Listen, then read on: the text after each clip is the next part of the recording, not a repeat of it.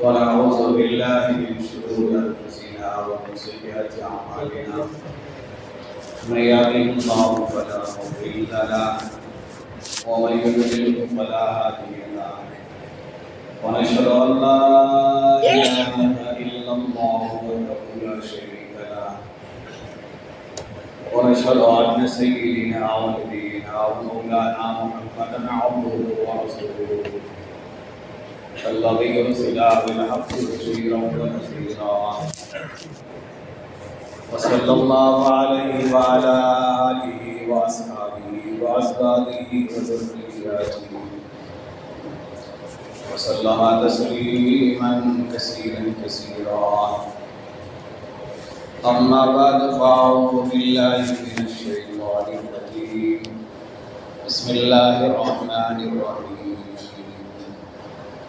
والعصر إن الإنسان لفي خسر إلا الذين آمنوا وعملوا الصالحات وتواصوا بالحق وتواصوا بالصبر وقال سبحانه وتعالى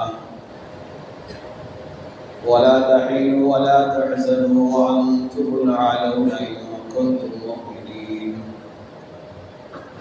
قال النبي صلى الله عليه وسلم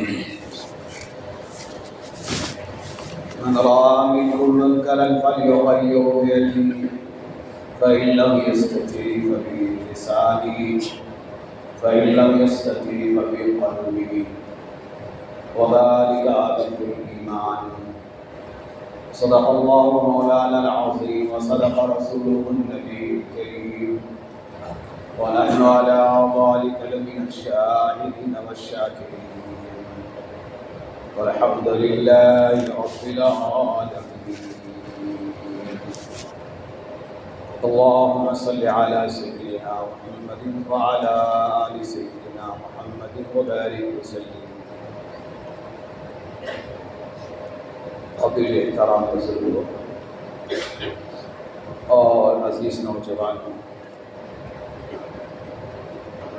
قیامت اس وقت تک نہیں آئے گی جب تک کہ یہ دین دنیا کے ہر کچے اور پکے مکان میں نہ پہنچ جائے۔ یہ قیامت سے پہلے ہو کر چاہے دین کو مٹانے والے پوری طاقت کے ساتھ دین کو مٹانے کے لیے ایک پلیٹ فارم پہ آ کر دین کو مٹانے کی درد ہے، لیکن یہ اللہ کا فیصلہ ہے اور یہ ہو کر گا۔ اس لیے جتنی بھی باقی طاقتیں ہیں وہ دین کے خلاف متحد ہیں کہ دین کو مٹایا جائے اور دین کو ختم کیا جائے، یہ ان کے حق میں ہے۔ لیکن اللہ کا فیصلہ یہ ہے،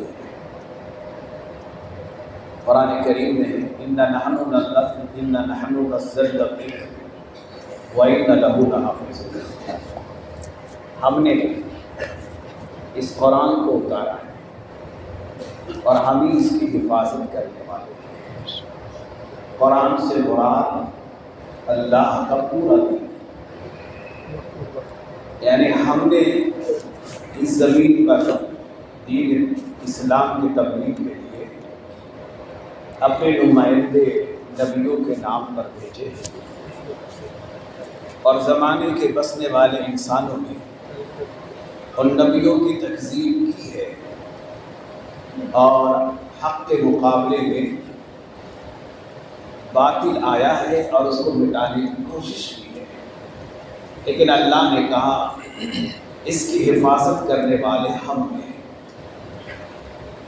جو بھی دین کو مٹانے کے لیے آئے گا وہ خود مٹ جائے گا، دین نہیں مٹے گا، دین باقی رہے گا۔ یہی قیامت تک اللہ کا ضابطہ ہے۔ اس لیے ہر زمانے کا جو باطل ہے وہ حق کے مقابلے پر آیا ہے، کریم میں قوم سمود ہے، قوم صالح ہے، قوم لوط ہے، ان سب کے واقعات عبرتناک طریقے سے اللہ نے بیان کیے۔ جن کو اپنی طاقتوں پر گھمنڈ تھا، اپنی صلاحیتوں پر اترا رہے تھے، لیکن اللہ تعالیٰ نے ان کو ہلاک ہو کر بات کیا۔ یہ دور جو جس سے ہم گزر رہے ہیں، یہ زمانے کی آخری کڑی ہے، زمانے کی آخری کڑی ہے، اور اس میں سعادت مند ہے وہ جس کے کچھ اوقات دین پہ لگ جائے، دین کی حفاظت کے لیے لگے، وہ سعادت مند۔ یہ تو اللہ کا اٹل فیصلہ ہے۔ ہر نبی کے زمانے میں اگرچہ وہ ہوتا رہا ہے، لیکن اللہ تعالیٰ نے باطل کو ناکام کر دیا۔ تو قیامت اس وقت تک نہیں آئے گی جب تک کہ یہ دین دنیا کے ہر کچے اور پکے مکان میں پہنچ نہ جائے، اور اگر وہ ایمان نہ لائے عزت کے ساتھ تو اللہ ان کو ذلت کے ساتھ ہلاک کر دے گا۔ اگر وہ عزت کے ساتھ ایمان نہیں لاتے تو ذلیل ہو کر ہلاک، ان کا مقدر ہلاکت ہے۔ اس لیے دعوت کی جو محنت ہے، مبارک ہے وہ دل اور وہ آنکھیں جو اس محنت کو دیکھ کر اپنے اوقات اس میں گزارے، اور کس صورت میں، کسی صورت میں بھی وہ اس کام میں لگے ہوئے ہیں۔ قرآن کریم میں ہر نبی نے جو دعائیں کی ہیں، اور ان کی دعاؤں کا جو مقصد ہے وہ اللہ کے دین کی بقا ہے۔ 3 دعائیں ایسے ملتی ہیں جس نے زمانے کی تاریخ کو بدل کے رکھ دیا۔ ابراہیم علیہ السلام کی دعا ہے۔ حضرت ابراہیم علیہ السلام نے جو دعا کی ہے، حالانکہ لبت جگر اسماعیل علیہ السلام نبی کی صورت میں اللہ نے ان کو دیا ہے، وہ بھی نبی ہے، لیکن اپنے بیٹے اسماعیل کو بحالت جوانی خانہ کعبہ کی جب تعمیر کی، وَإِذْ يَرْفَعُ إِبْرَاهِيمُ الْقَوَاعِدَ مِنَ الْبَيْتِ وَإِسْمَاعِيلُ، اس وقت یاد کرو جب باپ اور بیٹا خلیل اللہ و ذبی اللہ علیہ السلام خانہ کعبہ کی تعمیر کر رہے تھے، اور تعمیر کرتے کرتے دعائیں کر رہے تھے۔ ربنا وابعث فیہم رسولا منہم یتلو علیہم، یہ ابراہیم علیہ السلام دعا کر رہے تھے، اور حضرت اسماعیل علیہ السلام اس پر آمین کہہ رہے تھے۔ یہ جو دعا ہے ابراہیم علیہ السلام قرآن کریم میں سورہ البقرہ میں، اللہ کرے آپ اس کو دیکھیں، اس کی تفسیر دیکھیں، تشریح دیکھیں۔ قرآن کریم کو لوگ پڑھتے ہیں، تدبر اور غور نہیں کرتے۔ حالانکہ حدیث میں آتا ہے قرآن کی تلاوت تدبر اور غور کے ساتھ کریں، سرسری طور پہ قرآن نہ دیکھو۔ اور یہ آیت کیا چاہ رہی ہے کہ ربنا وابعث فیہم رسولا منہم یتلو علیہم، اے ہمارے رب، ہماری التجا ہے کہ ہمارے نسل میں ایک رسول بھیج دے جو تیری کتاب کی تلاوت کرے۔ یتلو علیہم، یہاں یتلو علیہم سے مراد قرآن کی تلاوت ہے، اور دعوت و تبلیغ اور دین کی تبلیغ کرے۔ ربنا وتقبل دعا انک انت السمیع العلیم، کہ رب، میرے رب تو دعاؤں کا سننے والا ہے، تو کو دعاؤں کا جاننے والا ہے، ہمارے دل کی کیفیت کو جاننے والا ہے، تو یہ دعا 4000 برس پہلے کی ہے، حضرت ابراہیم علیہ السلام۔ 4000 برس کے بعد خاتم النبیین محمد رسول اللہ صلی اللہ علیہ وسلم تشریف لائے۔ کیا وجہ ہے اس کی؟ حالانکہ نبی اسماعیل علیہ السلام بھی ہے، آپ کے فرزند کو اللہ نے نبی بنایا نا، جنہوں نے اللہ کے لیے اپنی جان کی بازی لگائی، قربانی دینے کے لیے اپنی گردن نچھاور کیا، لیکن آپ اللہ کے حبیب کو مانگ رہے ہیں۔ علماء مفسرین نے لکھا ہے کہ یہ دعا کا راز ہے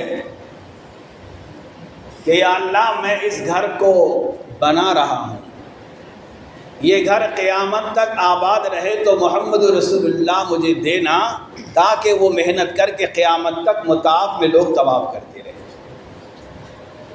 اس سے ملتا ہے کہ مسجدوں کو آباد رکھے، ہر عمل سے مسجد آباد ہو، اعمال نبوت سے، اعمال دعوت سے، تلاوت سے، ذکر سے، نماز سے۔ تو خانہ کعبہ کو بنا رہے ہیں اور دعا کر رہے ہیں۔ 4000 برس کے بعد وہ دعا رنگ لائی ہے، اور پھر یہ کہا کہ میری نسل میری ذریت میں ہو۔ اس لیے اللہ کے پیارے نبی نسل اسماعیل میں ہیں، ایک ہی نبی نسل اسماعیل میں ہیں، محمد رسول اللہ صلی اللہ علیہ وسلم۔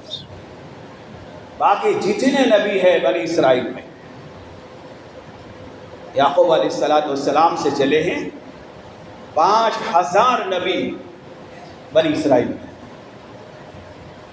اور ایک نبی محمد رسول اللہ صلی اللہ علیہ وسلم بنی اسماعیل۔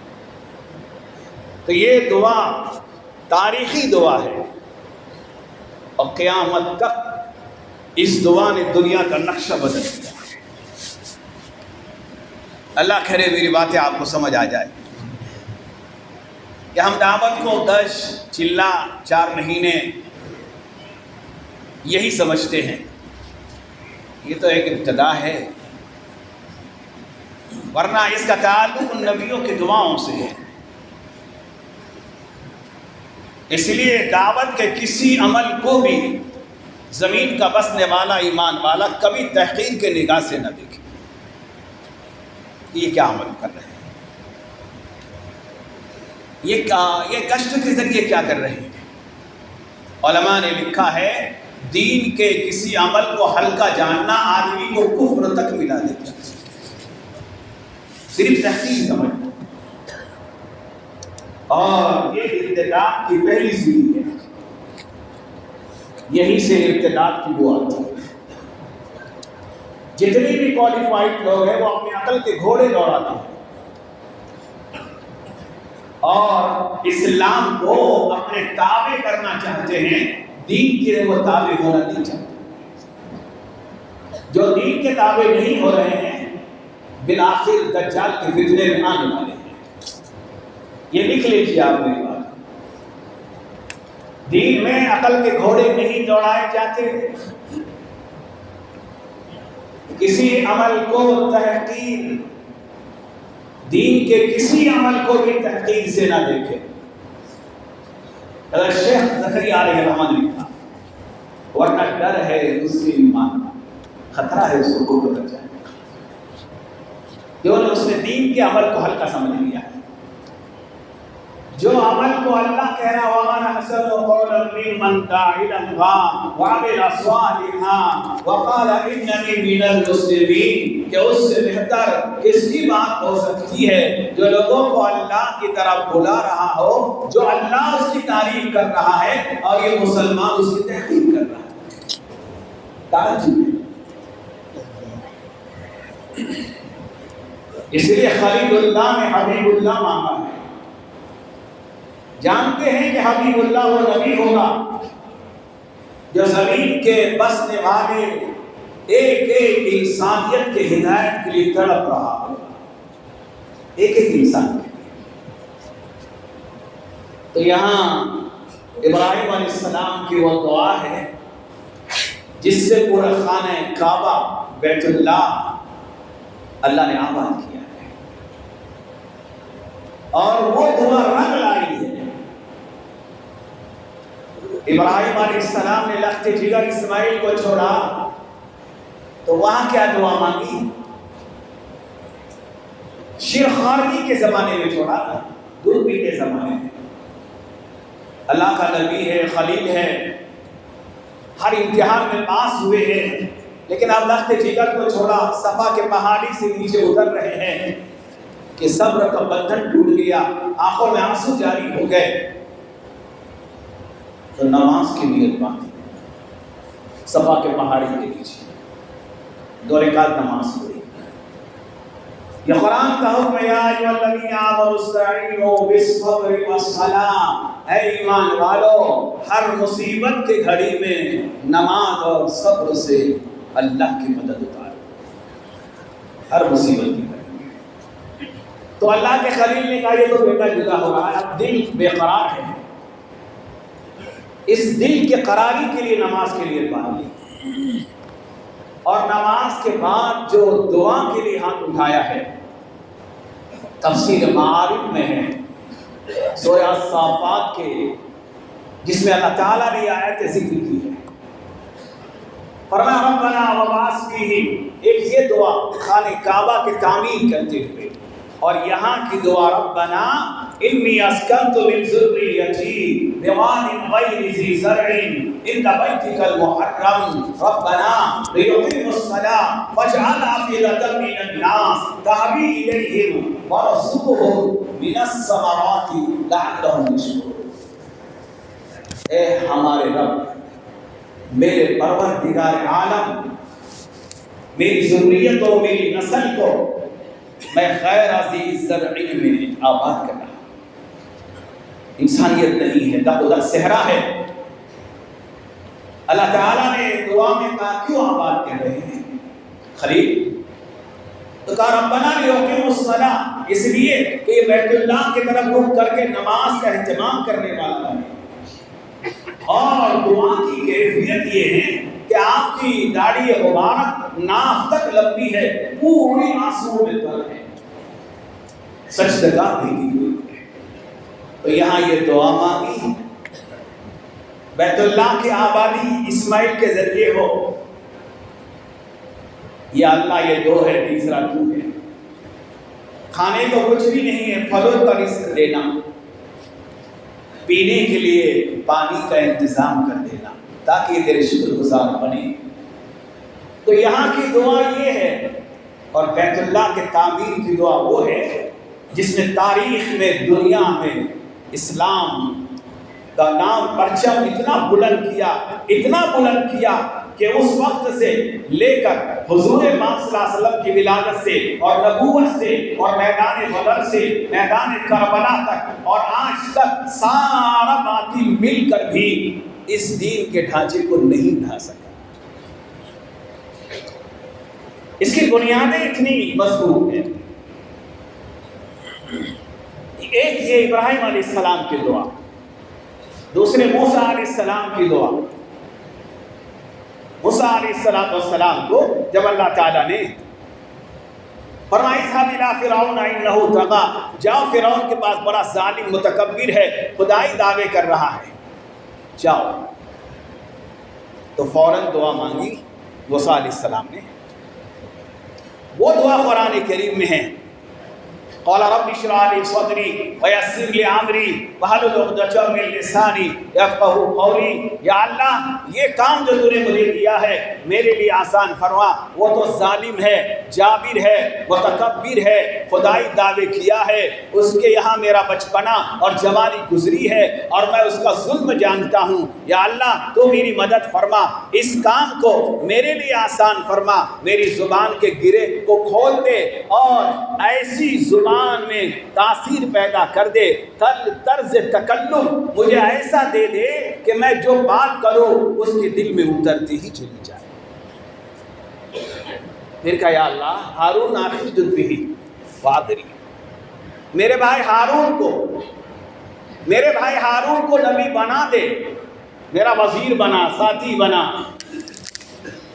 ایک سے دو جا کر ہم دعوت دیں گے اور اس کو للکاریں گے۔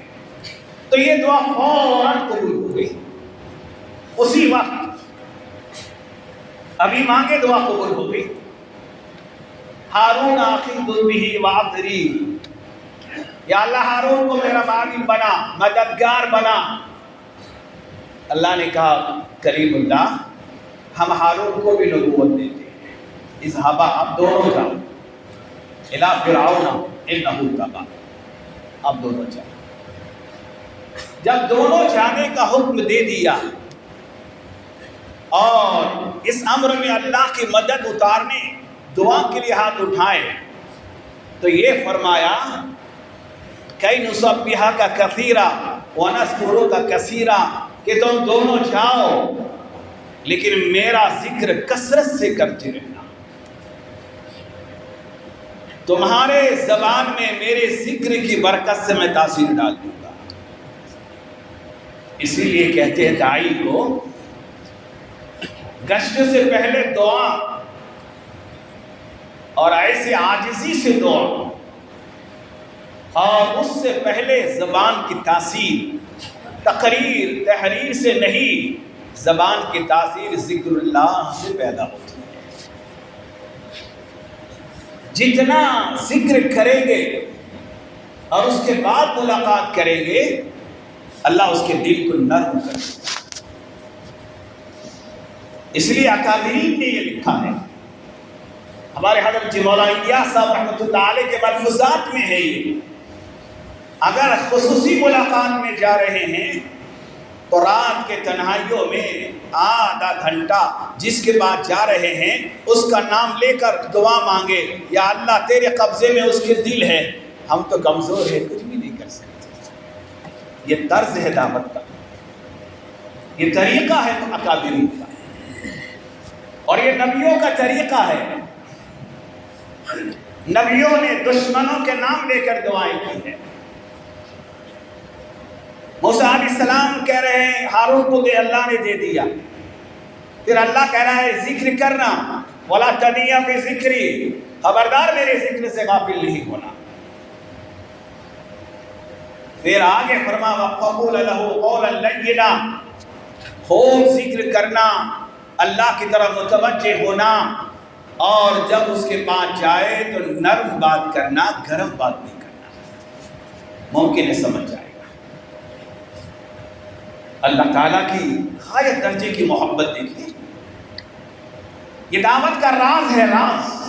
اپنی زبانوں کے کڑو بول سے مسجد ہماری ساتھی جو 10 ہیں وہ 2 پہ آئے ہیں، وہ 20 نہیں کر سکتے۔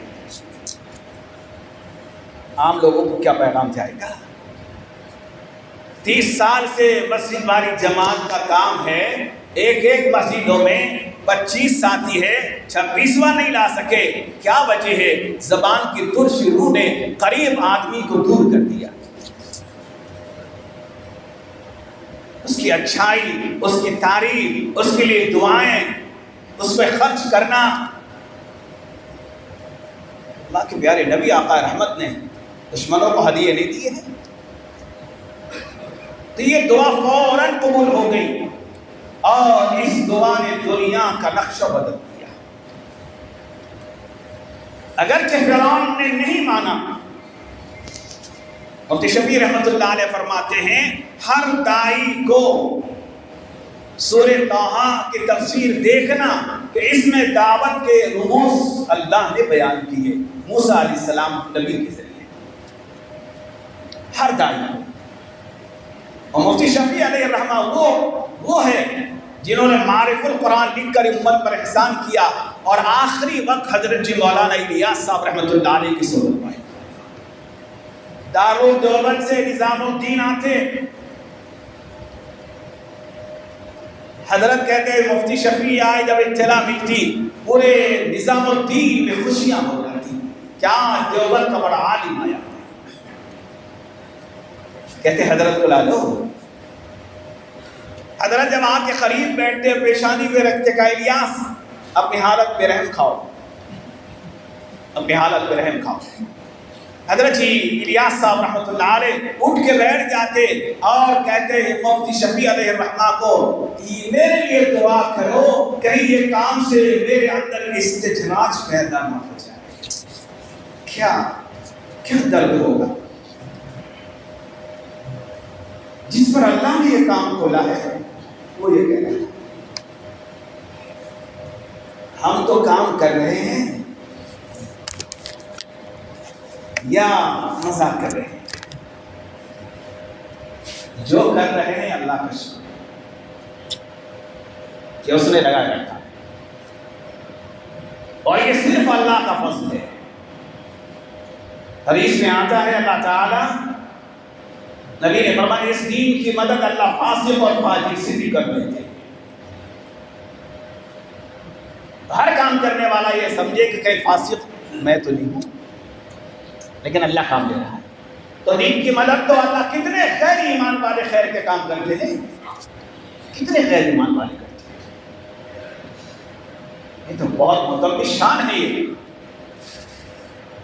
تو حضرت ہارون کی حق میں دعا فوراً قبول ہو گئی اور دونوں نے جا کے جو للکارا ہے پوری طاقت کے ساتھ فرعون اس کے مقابلے پر.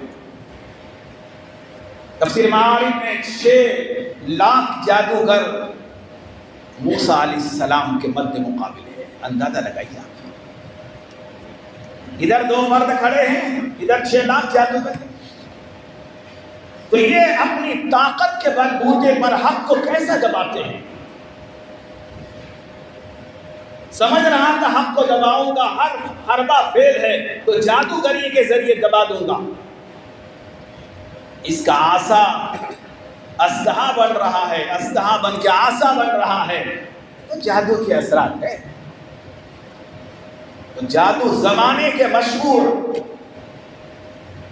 مشہور جادوگروں کو بلایا اور وعدہ یہ لیا اگر تم موسیٰ کے مقابلے میں جیت گئے تو تمہیں بڑی بڑی وزارتیں دوں گا, مالا مال کر دوں گا تم کو.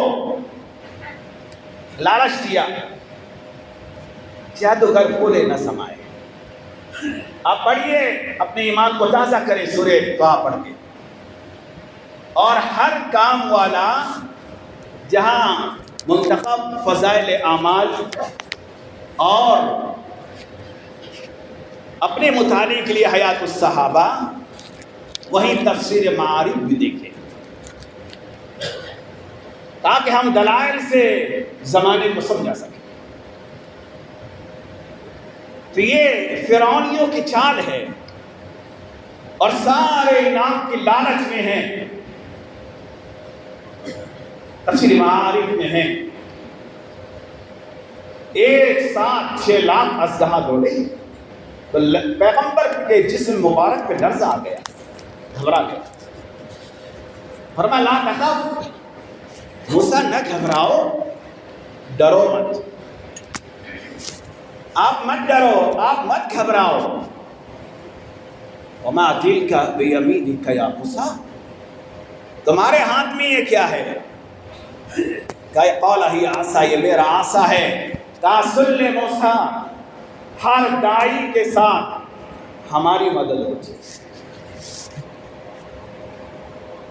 تم نبی ہے, دائی ہے, ہماری مدد تمہارے ساتھ ہے. اپنے اس عصا کو زمین پہ مار دو. اگر ایک ایک اسدحا کو مارتے بیٹھتے تو کتنا وقت لگتا؟ کیا مقابلہ کر سکتے تھے آپ؟ لیکن اللہ تعالیٰ نے کہا تم اپنی لاٹھی کو مارو, اور اللہ تعالیٰ نے وہ طاقت دکھائی اپنی کہ لاٹھی مارتے ہی اتنا بڑا اسدحا بنا کہ 6 لاکھ اسدحا کو نگل کر ایک پیٹ کے کونے میں ڈال دیا اس نے اور اپنا پھن اٹھا کے رکھا اور فرعون کی طرف, محل کی طرف دیکھنے لگا. اتنا گھمنڈ و تکبر میں محل پر نظارہ کر رہا تھا, وہاں سے رونے لگا اور کہنے لگا موسیٰ اس اژدہا کو پکڑ لے, مجھ تک مت آنے دے، مجھ تک مت آنے دے۔ امام غزالی رحمۃ اللہ علیہ نے اس آیت کی تفسیر میں لکھا ہے، جب سے عصائے موسیٰ دیکھا تھا روزانہ 40 مرتبہ شلوار خراب ہو رہی تھی، اتنا ڈر ہوا کیا موسیٰ پکڑ لو کچھ پیسے کر مان لیں گے ہم۔ موسیٰ علیہ السلام نے پکڑ لیا، تو لیکن مقابلے سے پہلے جو جادوگر اترا رہے تھے ان سے مخاطب ہوئے موسیٰ علیہ السلام اور یہ کہا بتاؤ میں تمہارے مقابلے میں جیت گیا تو تم مجھے کیا دیں گے؟ تو وہ ہنسنے لگے، مذاق اڑانے لگے، کہا موسیٰ ہمارے مقابلے میں جیتیں گے؟ ہم زمانے کے ماہر ہیں، ہم اتنی جادو جانتے ہیں کہ چمکتا ہوا سورج ابھی چمک رہا ہے، ابھی اشارہ کریں گے بارش ہوگی، تم کیا کریں گے ہمارے مقابلے میں، کیسے جیتیں گے؟ فرمایا اگر جیت گیا تو، کہا اگر ہمارے مقابلے میں آپ جیت گئے تو ہم تیرے خدا پہ ایمان لا دیں گے۔ کیا دائی ہوتا ہے جی، اپنی بات پہلے رکھی نہیں رکھی، انعام کا لالچ دیا ان کو فرعون نے، تو موسیٰ علیہ السلام نے بھی پوچھا نا تم مجھے کیا دیں گے اگر میں جیت گیا تو؟ شرط رکھی، کہا مان لیں گے موسیٰ و ہارون کے رب کو۔ جب آسا مارا ہے اور 6 لاکھ کو نکلا تو 6 لاکھ جادوگر پل بھر میں سجدے میں گرے۔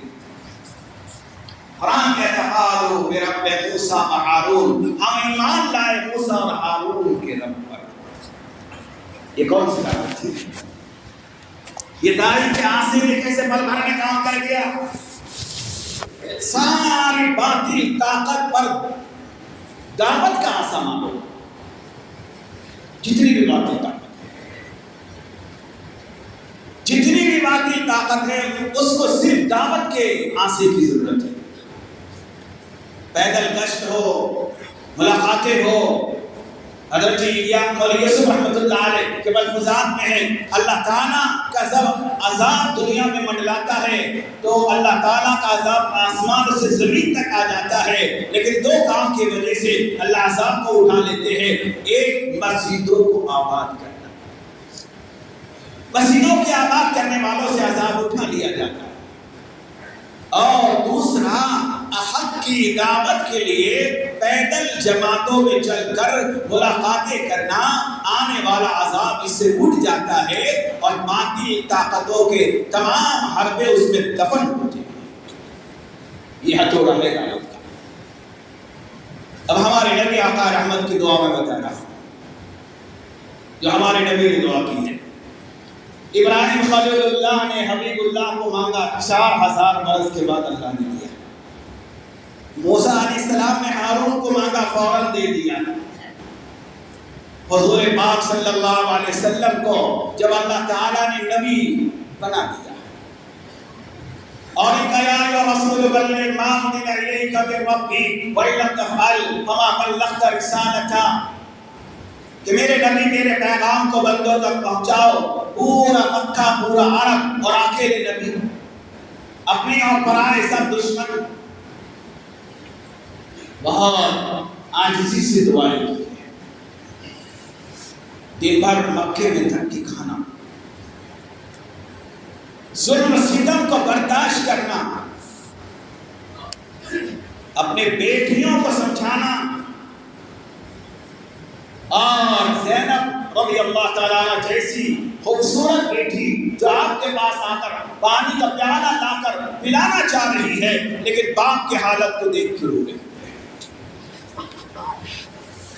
حد سے زیادہ ظلم ستم بڑھ گیا، تو رات کے اندھیرے میں پیارے نبی آقا رحمت نے دعا کی، کہا یا اللہ میں تیرا نبی ہوں،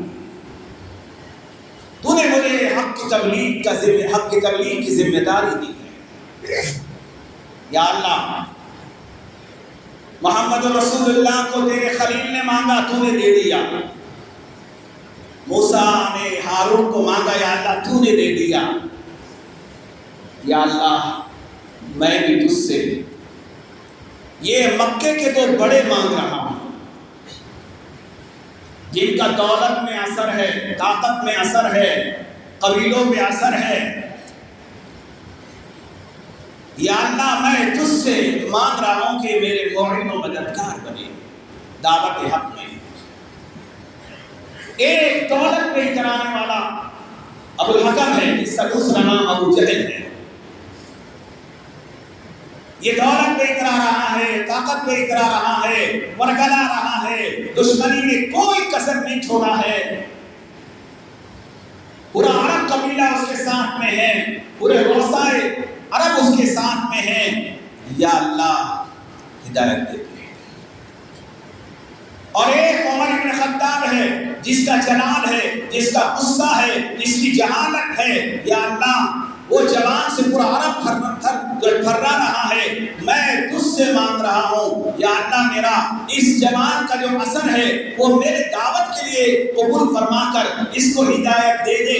یا اللہ آسمان سے آواز آئی ہے، اے میرے حبیب ہم نے ابو الحکم ابو جہل کو رد کر دیا ہے اور تمہاری دل کی مراد عمر بن خطاب قبول کیا۔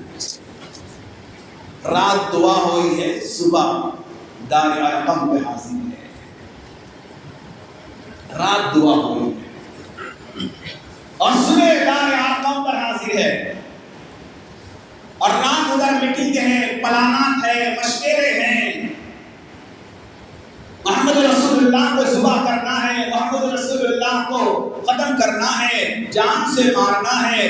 کون ہے، کون بہادر ہے؟ مکے والا شیطان لعین آیا ایک ناچتے سے بوڑھے کی شکل میں، کہا ایک ہی فیصلہ کرو کہ محمد کو قتل کر دو، سارا مسئلہ ختم ہو جائے گا۔ ابو جہل اس شیخ نجدی سے کہا، ارے بتاؤ تم نے رائے بہت بھاری دی ہے کہ محمد کو قتل کرو، بتاؤ کون قتل کرے گا؟ کیا وہ بے قبیلے کا ہے؟ اس کا قبیلہ ہے، بنی ہاشم کے لوگ ہے، بڑا خاندان والا وہ فرد ہے۔ اگر ہم اس کو قتل کریں ان کا قبیلہ اور ہمارے قبیلے میں جنگ ہو جائے گی۔ تو شیطان نے کہا ہر قبیلے سے ایک لے لے، ہر قبیلے کا ایک فرد لے لے، سارے قبیلوں کا یہ قبیلہ مقابلہ نہیں کرے گا، تو سب مل کے قتل کرو۔ تو ابو جہل نے کہا یہ ہو سکتا ہے، لیکن حضرت عمر بن خطاب رضی اللہ عنہ کھڑے ہوئے اور یہ کہا ہے عربوں تم سب نامرد لوگ ہو، ایک قتل محمد کے لیے اتنے پلانات بنا رہے ہو، میرے حوالے کرو، سر حاصل کرو۔ ادھر محمد کے سر لانے کی دعا ہے، ادھر محمد رسول اللہ کی دعا کہ اللہ اس کا سر تیرے دربار میں آ جائے۔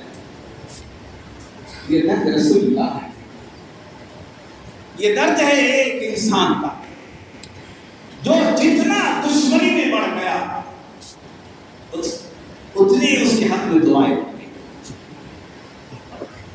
آج ہماری بد اخلاقی سے اپنے پرائے ہو جاتی ہے، بیٹا باپ کے مخالف ہوتا ہے، بھائی بھائی کا مخالف، ایک گھر کے 4 فرد سب مخالف، دلوں کے پھٹن، آپس کے جھگڑے، اور نبی کا یہ درد ہے ایک ایک انسان ہدایت پہ آئے جہنم سے بچ جائے، ایک ایک انسان۔ اتنا درد بھرا رسول اللہ صلی اللہ علیہ وسلم نے دعائیں کیے ہیں، اتنی درد بھری۔ اور بہن کی پٹائی کے بعد جب آئے ہیں، خود بہن ساتھ میں ہے، عمر بن خطاب رضی اللہ عنہ کی بہن ساتھ میں ہے، فاطمہ بنت خطاب رضی اللہ عنہ۔ کتاب الفاروق میں لکھا ہے، الفاروق کتاب عمر فاروق رضی اللہ عنہ میں پوری ان کی تاریخ پیدائش سب لکھا ہے اس میں یہ بات لکھی ہے کہ گھر میں بہن بھائی کے مارنے کے بعد جب بہن کو مارنا شروع کیا ہے، وہ بچانے کے لیے آئی ہے، ایسا تماچا اس کے گال پہ مارا کہ اس کے گال کا گوشت گر گیا نیچے، خون کے فوار اٹھے، لیکن جوش میں آ گئی۔ اس لیے کہتے یہ کام جہد کا ہے، قربانی کا ہے۔ دعوت و تبلیغ کا راستہ مجاہدے کا ہے، تعیش کا نہیں ہے، آرام طلبی کا نہیں ہے۔ یہ تبلیغ کے راستے اس راستے میں کانٹے ہیں، پھر آگے ہدایت کے پھول مل جاتے ہیں۔ تعیش کے نقش آرام طلبی، ایک تماچا کھایا تو ایمان جاگ گیا، اتنا جوش میں آ گیا ایمان کہ فرمانے لگے میرے بھیا تو خطاب کا بیٹا ہے، میں بھی خطاب کی بیٹی ہوں، تو کیا کرے گا؟ میری جان لے سکتا ہے، ایمان نہیں لے سکتا ہے۔ لاجواب ہو گئے، لیکن شرم آ گئی کہ میں نے چھوٹی بہن کو اتنا مار دیا۔ رو رہی ہے، دعائیں کر رہی ہے، سیرت حلویہ میں ہے۔ جب روتے روتے رہی تو آپ شرم گئے اور شرم کے مارے کہا بولو فاطمہ، بولو میری بہن کیا کر رہی تھی؟ قرآن کریم پڑھ رہی تھی، کب بتاؤ مجھے؟ کلایام سوری لگو کہا رو میرے بھیا تو کفر شرک کی زندگی میں ناپاک پڑا، میرے رب کا کلام بڑا پاک ہے، ناپاکوں کے ہاتھ میں نہیں دیا جاتا ہے۔ کہا ٹھیک ہے بہن مجھے غسل کرا دو، میں یہ بہن کی دعا بتا رہا ہوں کہ جس بہن نے بھیا کو آگے بڑھایا اور غسل خانے میں بٹھایا اور اپنے ہاتھ سے لوٹا ڈالنے سے پہلے کہا یا اللہ میرا بھائی ہے، میرا ناجائز بھائی بہت مجھے مارا ہے، لیکن میں اس کی ہدایت کا مطلب نہیں، میں اس کا جسم پاک کر رہی ہوں، یا اللہ تو اس کا دل پاک کر، اس کے دل سے کفر کی گندگی کو نکال دے۔ کیا بہن، اس لیے کہتے گھروں میں تعلیم زندہ کرو، بہنوں میں درد آئے گا، بھائیوں میں درد آئے گا، باپ میں دین آئے گا، گھروں کا ماحول بنے گا، اور 4 مہینے کی تشکیلیں سب آسان ہو جائے گی۔ ماحول نہیں ہے نا، گھر کا ماحول موبائل کا، ٹیلی ویژن کا، راتوں میں جاگنے کا، گندگی کا ماحول، چھٹی کے اوقات میں گارڈن اور پارکوں میں جانے کا، یہ تھوڑی غنیمت ہے کہ چھٹیاں ہیں تو ہم دعوت میں وقت لگائے، اللہ کے راہ میں نکلے، ہمارا ذہن یہ بن گیا۔ ایک بہن کے دعا نے رنگ لائی ہے، اور ساتھ میں حضرت خباب رضی اللہ عنہ بھی ہے، بہن فاطمہ بھی ہے، محمد رسول اللہ کے دروازے پر ہے، دار ارقم پر ہے، عمر رضی اللہ عنہ نموں کی تلوار لیے کھڑا ہے، حمزہ رضی اللہ عنہ دیکھے آگے بڑھے، کہا بھتیجے پیچھے ہٹو، عمر ہے نہ جانے کیا ارادہ لایا ہے، کہا چچا جان پیچھے ہٹو، میں دروازہ کھولتا ہوں، آیا نہیں بھیجا گیا، مانگ کے لیا۔ اسی لیے کہتے ہیں محلے کے ذمہ دار لوگ، مالدار طبقہ، پڑھا لکھا طبقہ، ذی اثر طبقہ، وہ گشت میں شریک رہے تاکہ وہ اپنی عزت کو دعوت کے کام میں لائے۔ پیارے نبی نے حضرت عمر ہی کو کیوں مانگا؟ کیوں مانگا؟ اثر تھا نا، پورے عرب پر ان کا اثر۔ جیسے ہی اندر داخل ہوئے تو حضور نے ان کا دامن جھٹک کر کہا بولو کہ یا رسول اللہ ایمان لانے کے لیے آیا ہوں۔ اسلام میں پہلا نعرہ رسول اللہ کے زبان سے عمر کے اسلام پہ نکلا، اللہ اکبر، یہ نعرہ تکبیر کی بلند کرتے ہیں۔ ابھی آپ نے کلمہ پڑھا ہی رہے تھے کہ جبرائیل علیہ السلام تشریف لائے اور یہ فرمایا کہ یا رسول اللہ، اللہ نے تمہیں سلام کہا ہے، اور عمر کے اسلام پر 7 آسمان کے فرشتے جو ہے خوشیاں میں پورے نہیں سما رہے ہیں، 7 آسمان کے فرشتے خوشیاں۔ ایک اثر والا مانگا، جیسے ہی ایمان لائے ہیں تو اتنا اثر ہے کہ رسول اللہ نے فرمایا عمر نماز کا وقت ہو گیا، چلو نماز ادا کرتے۔ فرمایا کہاں ادا کریں گے؟ کہاں ہی ادا کریں گے؟ دار ارقم میں چھپ کے نماز ہو رہی ہے۔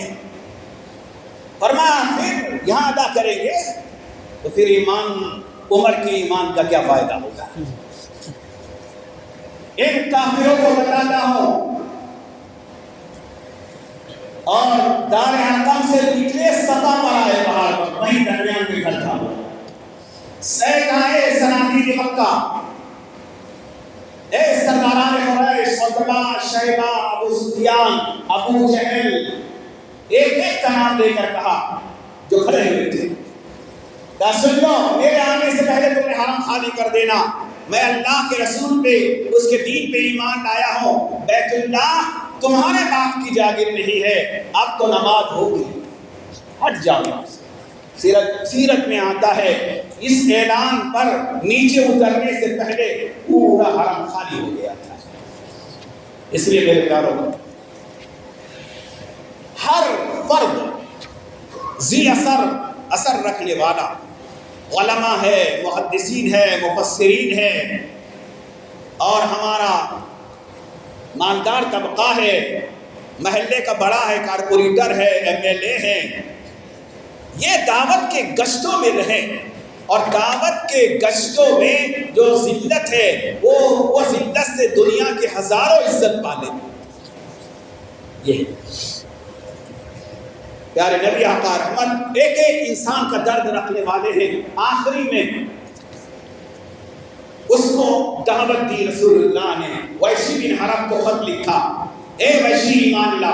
کہ کیسے ایمان لاؤ؟ تمہارے چچا کا قاتل ہوں، 18 لاش میں نے ان کے لاش کے ٹکڑے کیا ہے، اب مجھے ایمان کی دعوت دیتے. کہ ایمان لاؤ، جہنم سے بچ جائیں گے.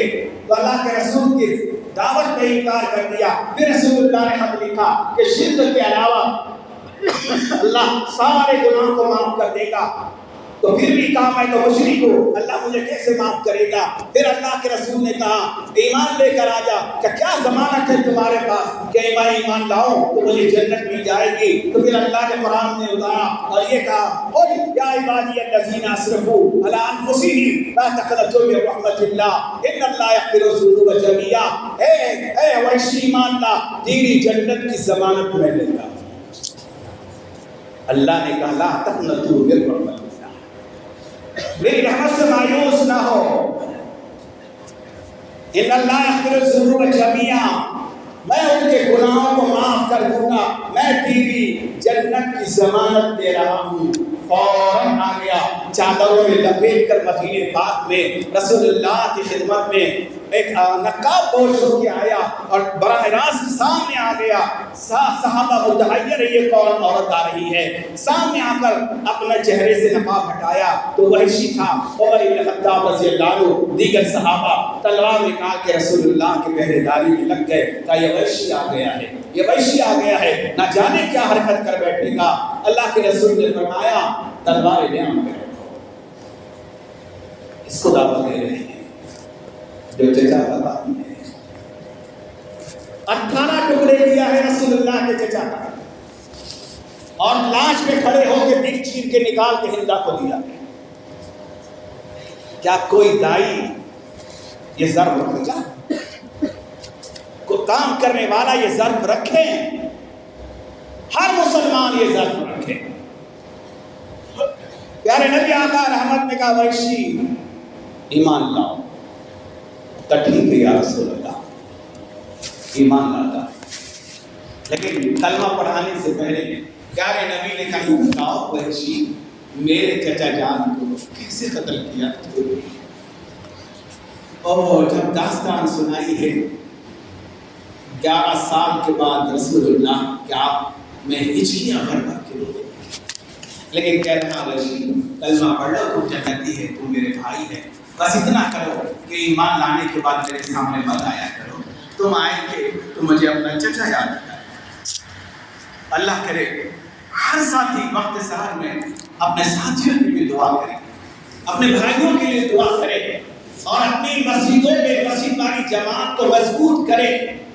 اور محلے کے ذی اثر ذاتی جو مجمع میں ہے پورا اورنگ آباد کا مجمع ہے، دل کے گہرائیوں سے میں یہ بات کہہ رہا ہوں. اللہ کرے یہ بات آپ لے کے جائیں اور اس کام کو سمجھے جس کے وجہ سے اللہ قیامت کو روک دے گا. جب تک قیامت نہیں آئے گی، جب تک کہ گھر گھر میں دین نہ چلا ہوگا، یہ اللہ کرے گا.